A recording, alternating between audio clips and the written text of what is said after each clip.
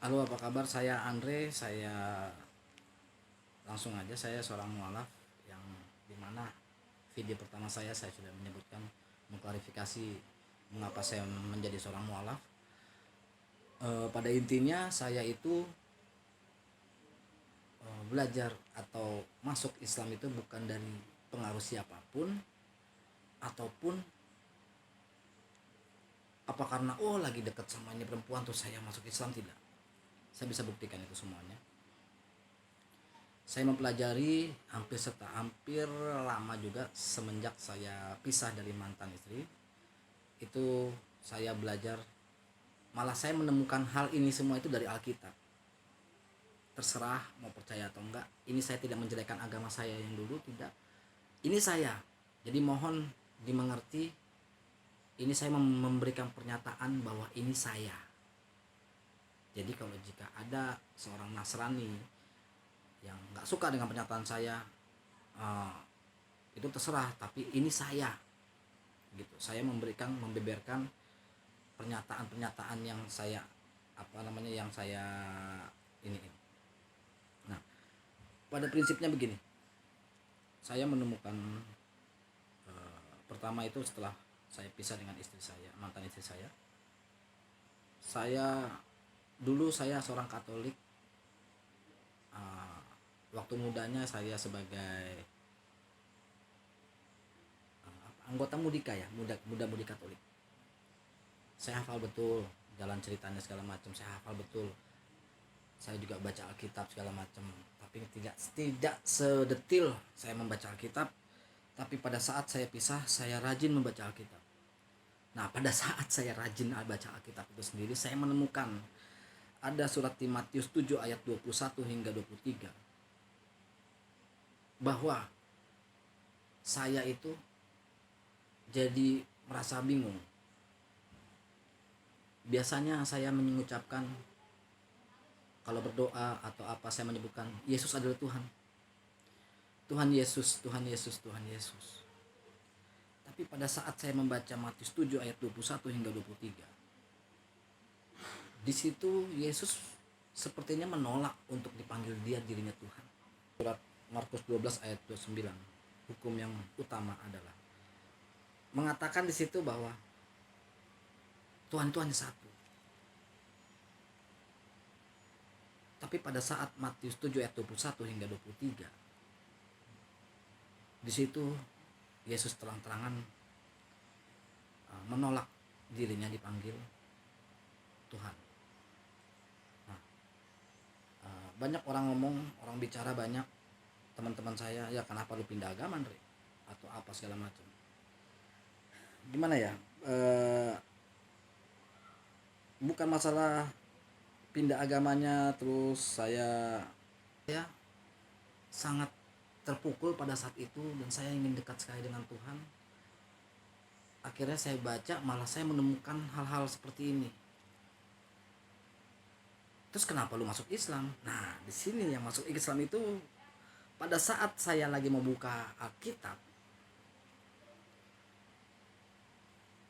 Jadi saya orang gila pada saat itu. Kalau saya tidur waktu itu kebangun pada saat itu tanggal 7, kebangun jam 21 hingga 23. Jam 21 malam, jam 9 malam saya kebangun, tanggal 7. Jadi saya semua baca ayat per tanggal 7. Jadi ayat 7 saya baca semuanya sampai akhirnya saya temuin Matius 7 ayat 23. Dan kebetulan saya saya baca yang ulangan itu pada saat tanggal 18. Saya lupa tuh bulan apa, saya lupa. Terus jam 3 sore saya kebangun, itu saya nggak kerja segala macam, saya ngerasa saya di kosan tuh, saya ngerasa saya nggak punya apa-apa, saya ini.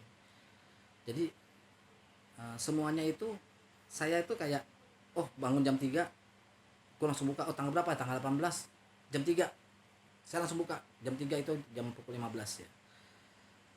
Jadi per Alkitab saya baca dari Kejadian, Keluaran, Ulangan, Bilangan, Imamat, saya baca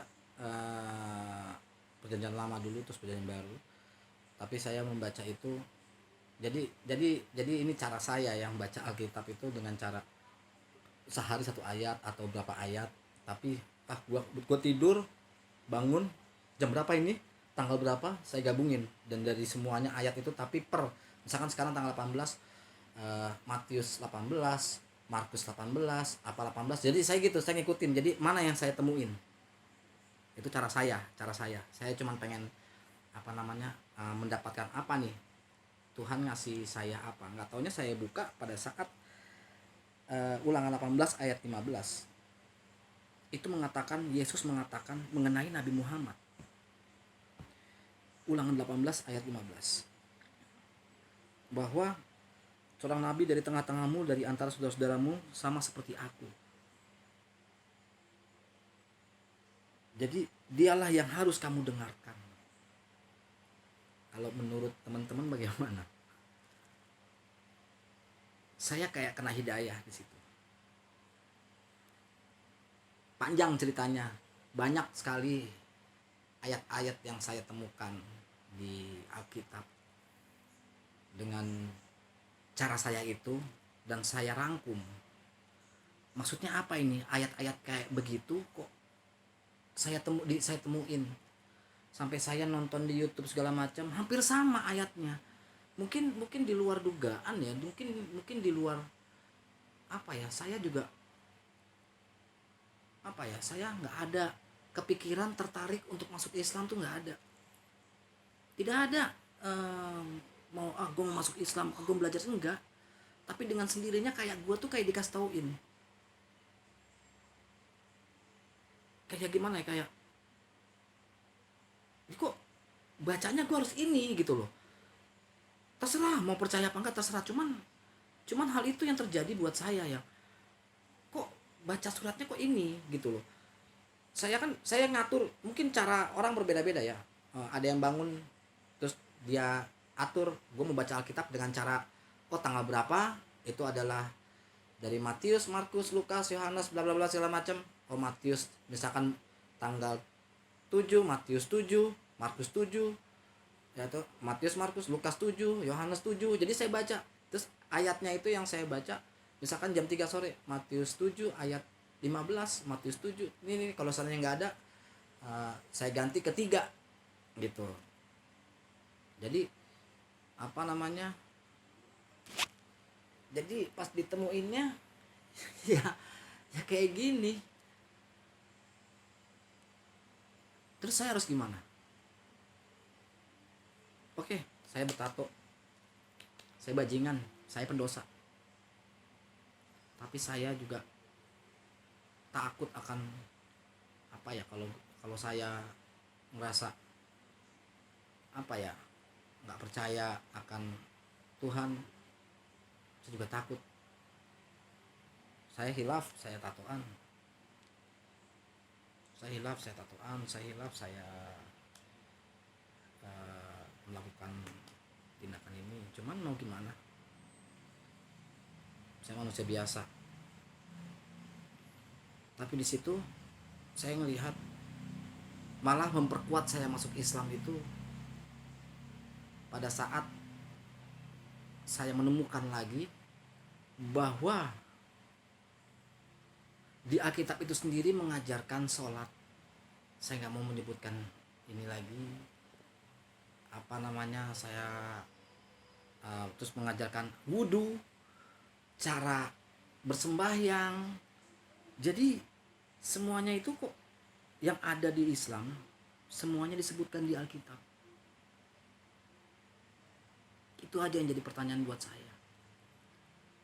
Sampai suatu saat saya mendengar kumandang azan yang dulunya saya itu kalau bisa maaf untuk umat muslim, pada saat dulu saya tuh kalau dengar azan tuh ya saya bilang aduh ampun deh, gua berisik banget. Terus handphone saya pura-pura kayak remote, bisa gua kecilin gak ya gitu. Jadi saat ini malah pada saat saya dengar kumandang maghrib, kenapa hati gua kok jadi kayak seneng banget, kayak apa namanya, kayak nyaman, indah. Itu yang saya rasakan.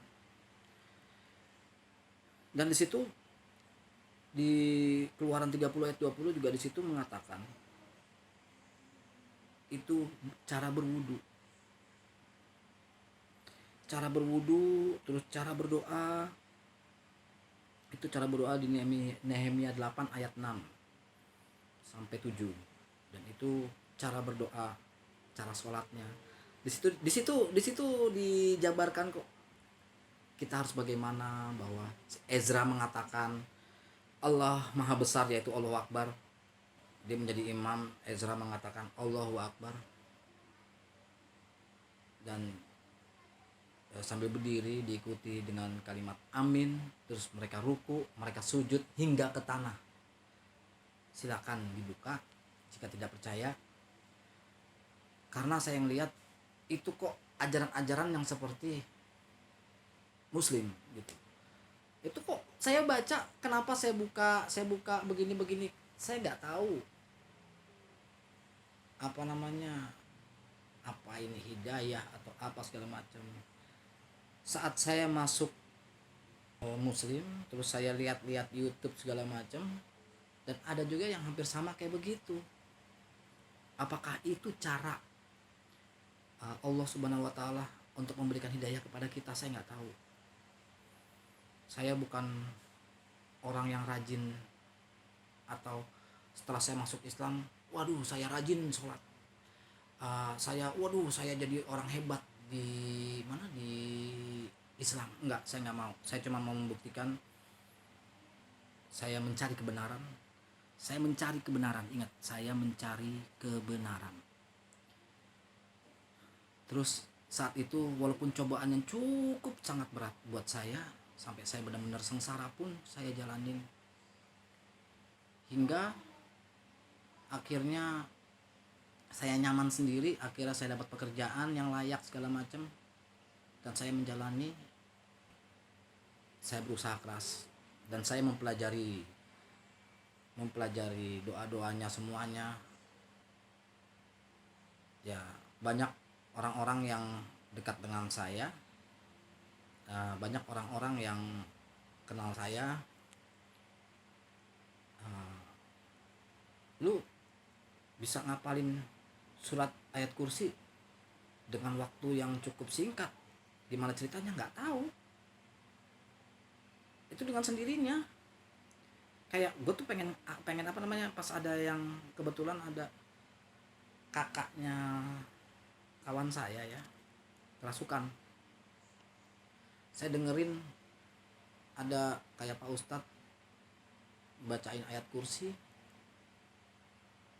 Saya nggak bisa, pada saat itu saya nggak bisa. Saya cuma pegangin. Tapi saya tertarik. Setiap baca, saya dengerin, saya dalamin.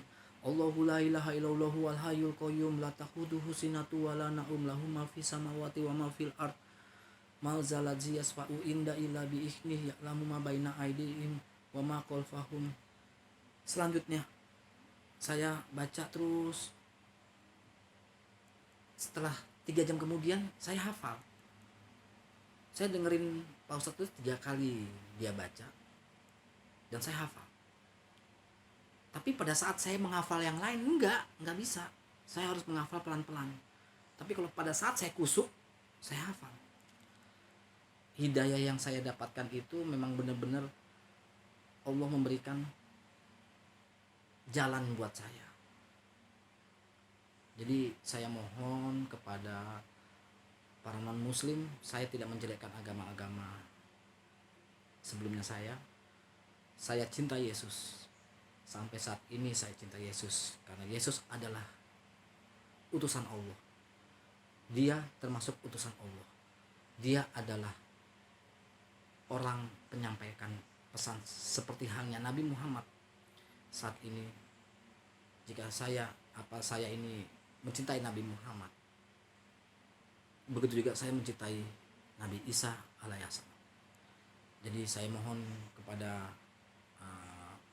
para teman-teman semuanya, mohon maaf jika ada salah-salah kata, Saya hanya mengutarakan eh, kenapa saya masuk Islam. Terima kasih. Assalamualaikum warahmatullahi wabarakatuh.